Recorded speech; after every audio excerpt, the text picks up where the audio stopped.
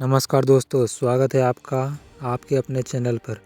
दोस्तों, आप सबको ज्ञात है कि अमेरिका और यूरोपीय देश चाहते हैं कि रशिया यूक्रेन से युद्ध न करे और यूक्रेन से अपनी सेना वापस बुला ले। इसके लिए रशिया को फाइनेंशियली वीक करने के लिए तमाम तरीके के हथकंडे अपनाए। पहले तो रशिया पर सेक्शंस लगाए जिससे कोई देश रशिया से ट्रेड न कर सके। फिर भी बात न बनी क्योंकि रशिया अपने क्रूड ऑयल पर मित्र देशों को डिस्काउंट देकर क्रूड ऑयल एक्सपोर्ट करने लगा, जिसे लेकर यूक्रेन समेत तमाम यूरोपीय देशों ने भारत को क्रिटिसाइज़ भी किया और भारत पर प्रेशर बनाया कि तुम रशिया से क्रूड ऑयल न खरीदो। लेकिन तमाम प्रेशर के बावजूद भी भारत रशिया से क्रूड ऑयल खरीद रहा है। लेकिन अब G7 देशों ने भारत को रशिया से क्रूड ऑयल को खरीदने से रोकने के लिए रशियन ऑयल पर प्राइस कैप लगा दिया है और यह प्राइस कैप है $60।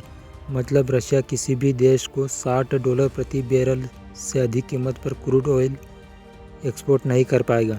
लेकिन रशियन ऑयल पर प्राइस कैप लगने के बावजूद भी न तो रशिया ने भारत को क्रूड ऑयल एक्सपोर्ट करना बंद किया और न ही भारत ने इंपोर्ट करना। साथ ही प्राइस कैप लगाने वाले देशों के ग्रुप्स G7 ने क्रूड ऑयल सप्लाई करने वाले जहाज कंपनियों के खिलाफ कोई एक्शन नहीं लिया। यह जो $60 प्रति बैरल जो प्राइस कैप लगाया गया है, ये रशिया और रशिया से क्रूड खरीदने वाली कंट्री को तो मानना ही है। इसके साथ ही ये price cap crude oil supply करने वाली शिप कंपनी को भी फॉलो करना है। अगर कोई कंपनी इस प्राइस कैप को फॉलो नहीं करती है तो उस शिप को 3 महीने के लिए बैन कर दिया जाएगा और वह शिप 3 महीने के लिए अपनी सर्विस नहीं दे पाएगा। और ज़्यादातर ये शिप कंपनियां प्राइस कैप लगाने वाले G7 देशों की ही है। G7 देशों के द्वारा लगाया गया प्राइस कैप तो अभी 5 दिसंबर से लागू हुआ है, लेकिन भारत तो रशिया से शुरू से ही प्राइस कैप के अंदर ही क्रूड ऑयल खरीद रहा है। क्योंकि जिस समय भारत ने रशिया से क्रूड ऑयल खरीदना स्टार्ट किया है, यानी 3-4 महीने पहले, तब अंतर्राष्ट्रीय मार्केट में क्रूड के दाम थे $80 से $90 प्रति बैरल और भारत रशिया से क्रूड खरीद रहा था $60 प्रति बैरल। क्योंकि रशिया भारत को $30 से $35 प्रति बैरल डिस्काउंट दे रहा है। अगर बात अभी की जाए तो अंतर्राष्ट्रीय मार्केट में क्रूड ऑयल के दाम हैं $60 से $65 प्रति बैरल। अब क्योंकि रशिया भारत को डिस्काउंट दे रहा है तो भारत को चुकाने पड़ रहे हैं $48 पर बैरल। यानी अभी भारत रशिया से सस्ता डिस्काउंटेड ऑयल खरीद रहा है। लेकिन अगर कल से क्रूड ऑयल की कीमतें बढ़नी शुरू हो जाए और बढ़ते बढ़ते यह $100 प्रति बैरल तक पहुंच भी जाए तो भी भारत को ज़्यादा दिक्कतों का सामना नहीं करना पड़ेगा। क्योंकि अगर कीमत $100 प्रति बैरल होती है तो भी भारत को G7 देशों द्वारा लगाई गई प्राइस कैप के अंदर ही भारत को कीमत चुकानी पड़ेगी, क्योंकि रशिया हमें डिस्काउंट दे रहा है। वहीं अगर क्रूड ऑयल की कीमत $100 पर बैरल के ऊपर भी चली जाए तो भारत और रूस दोनों ही देश पहले ही साफ कर चुके हैं कि हम इस प्राइस कैप को फॉलो नहीं करेंगे।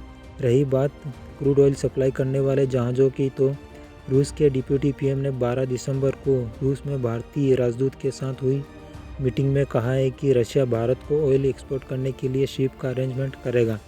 आप इन G7 देशों का दोहरा रवैया देखिए।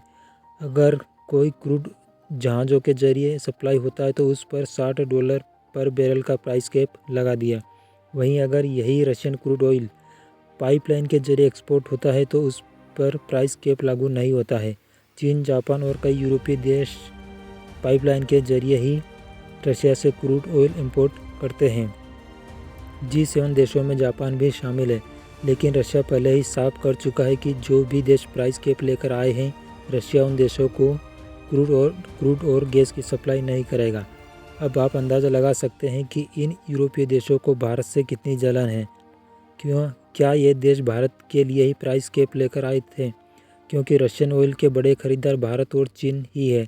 चीन को कोई परेशानी नहीं होने वाली है, क्योंकि चीन रशिया से पाइपलाइन के जरिए ही क्रूड ऑयल इंपोर्ट करता है। रही बात भारत की, तो भारत भी कुछ न कुछ समाधान निकाल ही लेगा। दोस्तों, इस वीडियो में इतना ही। अगर वीडियो पसंद आया तो वीडियो को लाइक कीजिए और प्लीज़ चैनल को सब्सक्राइब कीजिए। धन्यवाद।